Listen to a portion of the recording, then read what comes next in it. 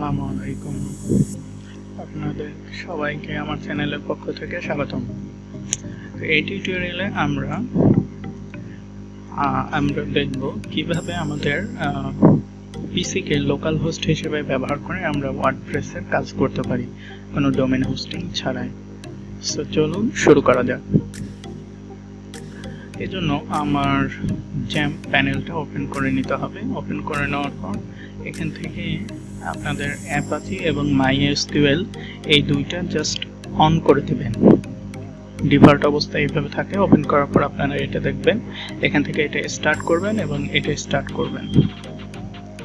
এরপরে আমাদেরকে যেটা করতে হবে, আমাদের লোকাল ডিস্ক সি তে যেতে হবে। লোকাল ডিস্ক সি এর ভিতরে গেলে আমরা জ্যাম্প নামে একটা ফোল্ডার পাবো। ক্লিক করলাম, এরপরে htdocs এ ঢুকবো। এরপরে এর ভিতরে আমাদেরকে নতুন একটা ফোল্ডার ক্রিয়েট করতে হবে, যে ফোল্ডারের ভিতরে আমাদের ওয়ার্ডপ্রেস ইনস্টল হবে, সমস্ত ফাইলগুলো এখানে থাকবে। সো আমি একটা নাম দিলাম, আমার নাম। আপনারা এখানে ইচ্ছা মতন যে কোনো নাম দিতে পারেন।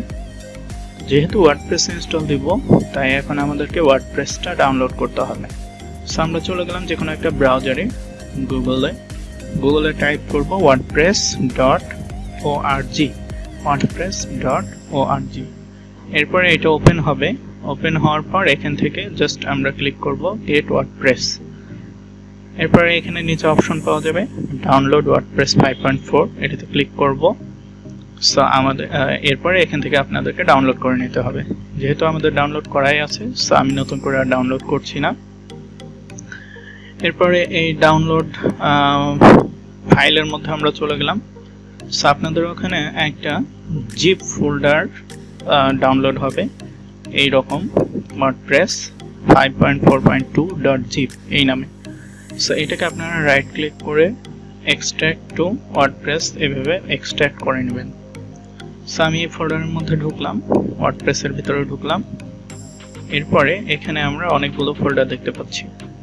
এখানে যতগুলো ফোল্ডার আছে সব ফোল্ডারগুলোকে আমরা কন্ট্রোল এ প্রেস করে সিলেক্ট করলাম, কন্ট্রোল সি প্রেস করে কপি করলাম এবং আবার পুনরায় আমরা লোকাল ডিস্ক সি তে যে জ্যাম্পে গেলাম, htdocs। এরপরে আমরা যে ফোল্ডার ক্রিয়েট করেছি শাহাদাত, এর ভিতরে গেলাম। এরপরে আমরা কন্ট্রোল ভি দিয়ে পেস্ট করে দিলাম। সো আমাদের ওয়ার্ডপ্রেসের সমস্ত ফাইলগুলো এই ফোল্ডারের মধ্যে চলে আসলো। এরপরে আমাদেরকে একটা ডাটাবেস ক্রিয়েট করতে হবে। ডাটাবেস মানে হচ্ছে এমন একটা জায়গা, ডাটাবেস ডাটার ঘাঁটি, যে জায়গাতে আমাদের সমস্ত ওয়েবসাইটের ডাটাগুলো স্টোর করা থাকবে। সো ডাটাবেস ক্রিয়েট করার জন্য আমরা জ্যাম্প কন্ট্রোল প্যানেলটা আরেকবার ওপেন করব। এরপর মাইএসকিউএল স্টপের পাশে আছে অ্যাডমিন, এই অ্যাডমিনে ক্লিক করব। অ্যাডমিনে ক্লিক করলে এটা আমাদেরকে রিডাইরেক্ট করে ব্রাউজারে PHP মাই অ্যাডমিনে নিয়ে যাবে। এরপর আমরা জাস্ট ডাটাবেজে ক্লিক করব, এখানে একটা নতুন নাম দিব। সো যেহেতু আমার ফোল্ডারের নামটা হচ্ছে শাহাদাত, সো আমি এখানে শাহাদাত নামটাই দিচ্ছি। এখানে আপনারা যে কোনো নাম দিতে পারেন, এটা মনে রাখার সুবিধার্থে। এরপর ক্রিয়েট, আমাদের ডাটাবেসটা ক্রিয়েট হয়ে গেছে। এরপর জাস্ট এটাকে আমরা ক্লোজ করে দিব। ক্লোজ করে দেওয়ার পর আমরা জাস্ট যে কোনো একটা ব্রাউজারে যেয়ে যদি লোকাল হোস্ট স্ল্যাশ আমাদের ওয়ার্ডপ্রেস ড্যাশবোর্ডের ফোল্ডারের নামটা ছিল শাহাদাত, সো আমরা এটা লিখলাম। লেখার পরে যদি ইন্টার দিই,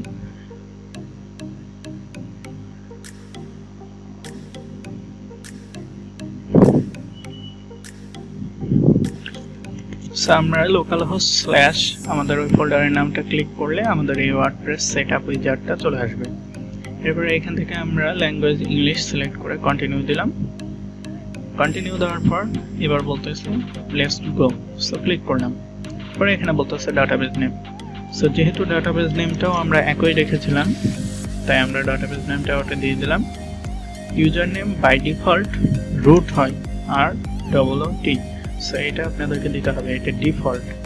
এরপরে পাসওয়ার্ডটা ডিফল্ট অবস্থায় ব্ল্যাঙ্ক হয়, সো এখানে পাসওয়ার্ডটা ডিফল্ট ব্ল্যাঙ্ক করলাম, বাদ বাকি যা আছে সেম থাকবে। এরপরে আমরা সাবমিট বাটনে ক্লিক করলাম। সো দেখা যাচ্ছে আমাদের ওয়ার্ডপ্রেসটা রান দ্য ইনস্টলেশন অপশন চাচ্ছে। সো আমরা ক্লিক করলাম রান দ্য ইনস্টলেশন। এরপরে আমাদের ওয়ার্ডপ্রেস ওয়েলকাম মেসেজ দেখাচ্ছে এবং এখানে বলছে একটা সাইট টাইটেল দিতে।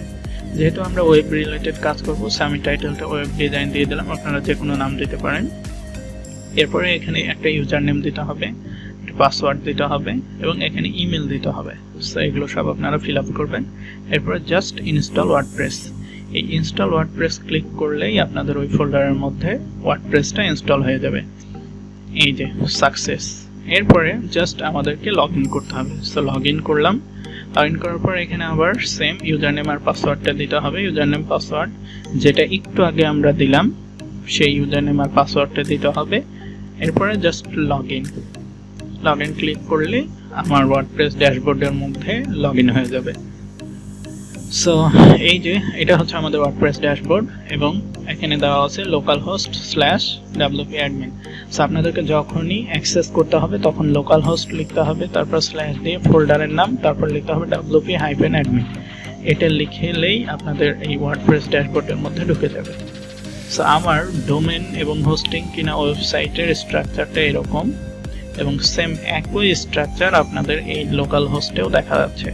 তার মানে আপনারা ডোমেন হোস্টিং না কিনেই এই লোকাল হোস্ট হিসেবে আপনারা নিজের পিসি ব্যবহার করে ওয়ার্ডপ্রেসের কাজ শিখতে পারেন। সো আজকে এই পর্যন্তই। পরবর্তী টিউটোরিয়ালে আমরা ওয়ার্ডপ্রেস কি এবং ওয়ার্ডপ্রেসের সমস্ত এই ফাংশনগুলো সবকিছু ধীরে ধীরে পর্যায়ক্রমে জানবো এবং আস্তে আস্তে থিম, প্লাগইন এভাবে কাজ শিখতে শিখতে আমরা ওয়ার্ডপ্রেস ওয়েবসাইট তৈরি করা শিখব। তো সে পর্যন্ত সবাই ভালো থাকবেন এবং সবাই লাইক, কমেন্ট এবং শেয়ার করে পাশে থাকবেন। আসসালামু আলাইকুম।